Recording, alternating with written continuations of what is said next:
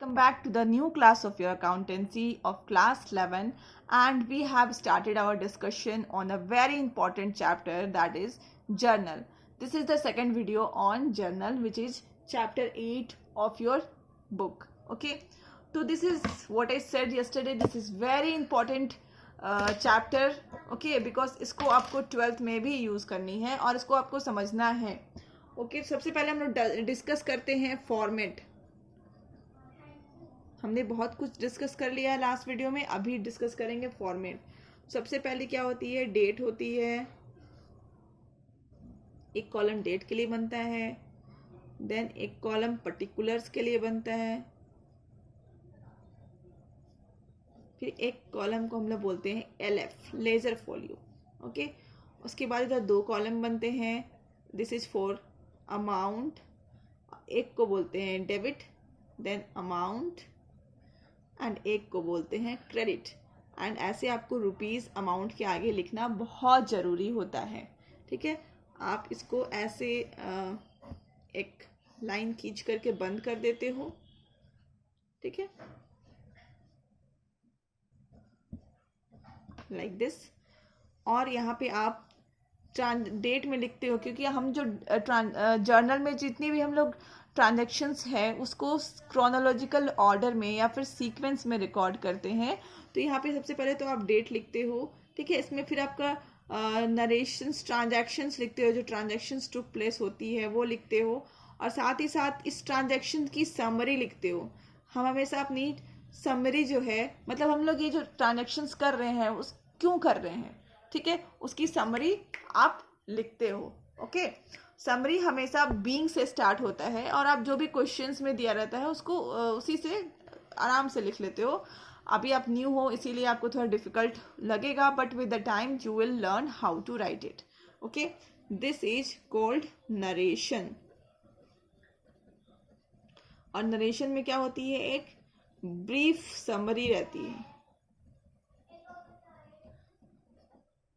Okay, जो कि describe करती है जो हम लोग जर्नल एंट्री पास करते हैं उसको. ठीक है, तो सबसे पहला जो हम लोग अभी एंट्रीज देखने वाले हैं वो है रिलेटेड विथ परचेज.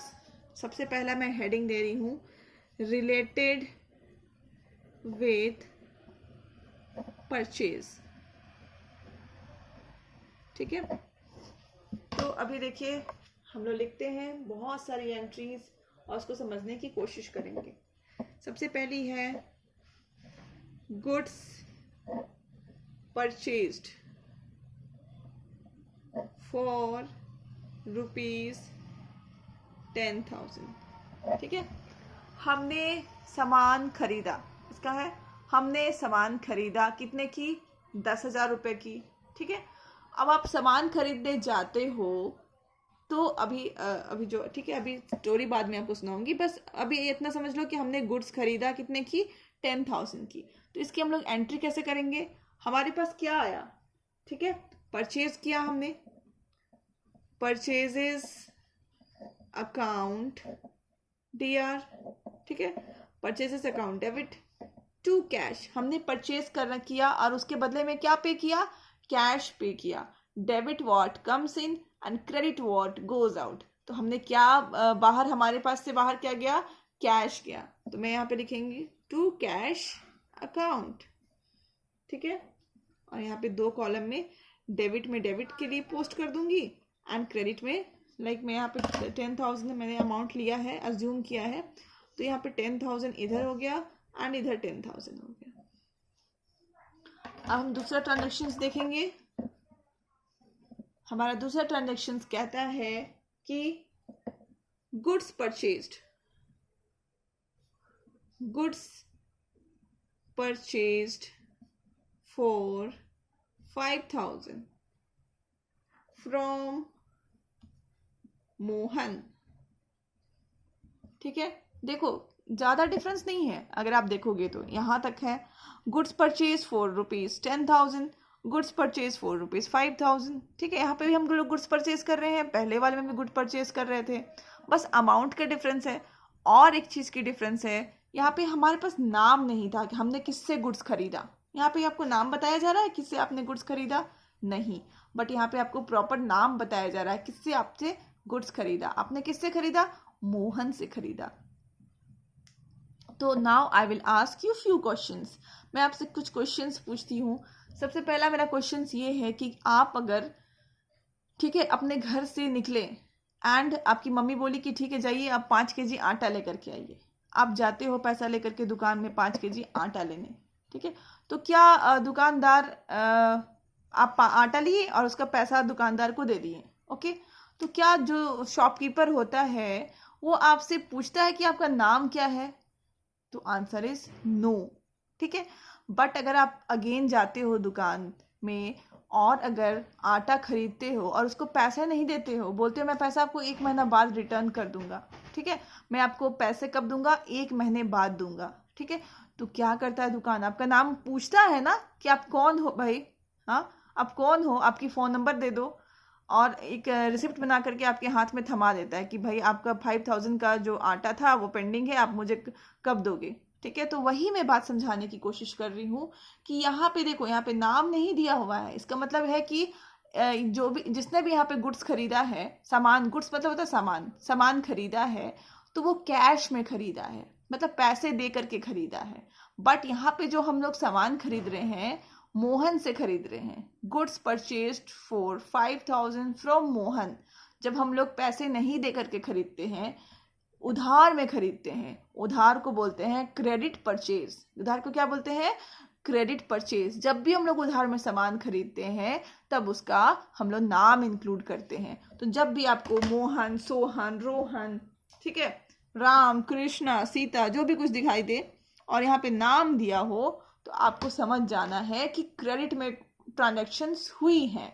तो यहाँ पे हम परचेजेस तो लिखेंगे, परचेजेस अकाउंट DR तो लिखेंगे, बट हमने कैश तो पे नहीं करा है, ठीक है। तो कैश की जगह में हम क्या लिखेंगे? हमने मोहन से जाकर के सामान उधार में लिया है तो हम लोग इसका नाम लिखेंगे Mohan, okay.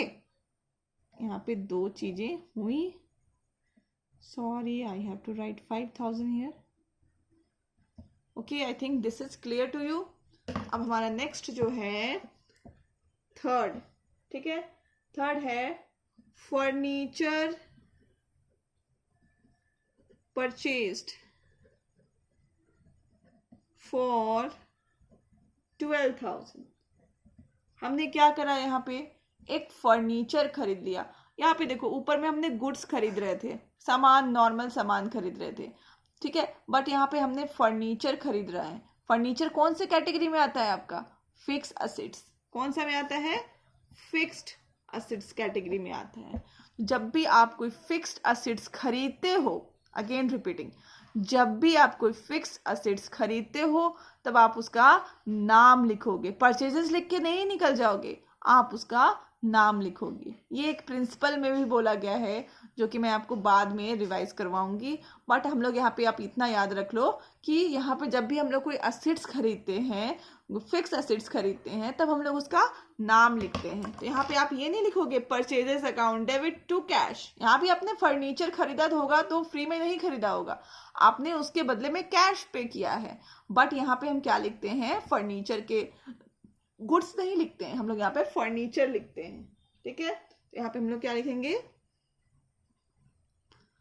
Furniture account debit to cash. हमने कैश में फर्नीचर खरीदा, okay. Now my fourth entry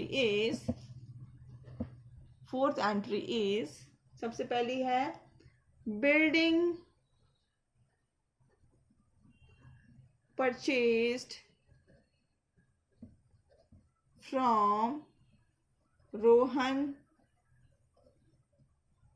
for 1 lakh. दो कि 1 लाख में कोई भी बिल्डिंग नहीं आएगी, but I am taking the amount 1 lakh just to explain you the transactions. हमने अगेन यहाँ पे एक बिल्डिंग खरीदा, यहाँ पे हमने फिक्स असेट्स खरीदा था, यहाँ भी खरीदा, बट यहाँ पे हमें नाम नहीं मिला था साथ में कि हमने किससे खरीदा। इसका मतलब क्या है? इसका मतलब कि हमने फर्नीचर के लिए बकायदा पैसा दिए होंगे, उसको कैश पे किया होगा। तब हमने फर्नीचर खरीदा, ठीक है। तो यहाँ पे हम कर देते हैं furniture account debit to cash. But यहाँ पे देखो ट्रांजेक्शन्स में थोड़ी सी डिफरेंस है। यहाँ पे हम फिक्स एसेट्स खरीद रहे हैं, यहाँ भी फिक्स एसेट्स खरीद रहे हैं, परचेज कर रहे हैं, बट हम यहाँ पे किससे कर रहे हैं, रोहन से कर रहे हैं, ठीक है। हमें यहाँ पे नाम दे दिया गया है रोहन, इसका मतलब क्या है कि हमने उधार में बिल्डिंग खरीदा है, वरना हम किसी का नाम क्यों लिखेंगे अपने अकाउंट्स में, ठीक है। अपने अकाउंट्स में हम उसका नाम क्यों लिखेंगे, इट्स अ बर्डन ना।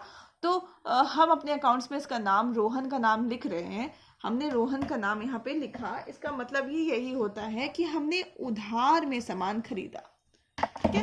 तो हम लोग अब क्या करेंगे, बिल्डिंग अकाउंट तो करेंगे, building account debit to Rohan. Cash तो पे नहीं करा, क्या पे किया, ठीक है, उधार में खरीदा, तो हम लोग क्या करेंगे, यहाँ पे रोहन का नाम लिखेंगे, टू रोहन अकाउंट, ठीक है।